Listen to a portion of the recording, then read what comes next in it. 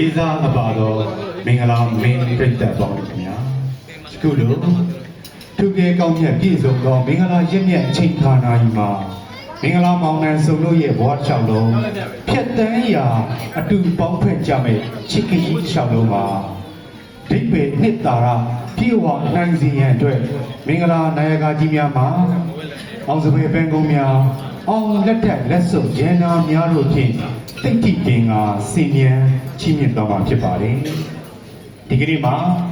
ထူးခြားပြည့်စုံကုန်လုံးသောမင်္ဂလာကျက်တီကိုဆောင်ကျင်းနိုင်စေရန်ရည်ရွယ်၍မင်္ဂလာမောင်နှံစုံတို့ရဲ့လက်ဖက်သောကျေးဇူးရှင်မိဘများမှကိုယ်တိုင်ကိုယ်ကြမင်္ဂလာနာယကကြီးများအဖြစ်ပါဝင်ဆောင်ရွက်ခါ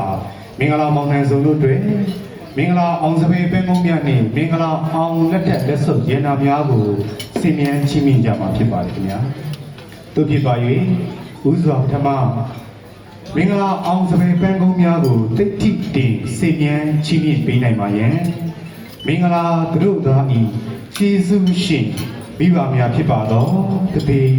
ဦးစုမြင့်အောင်နှင့်ဇနီးမမေတော်ဖြူဖြူခင်တို့အား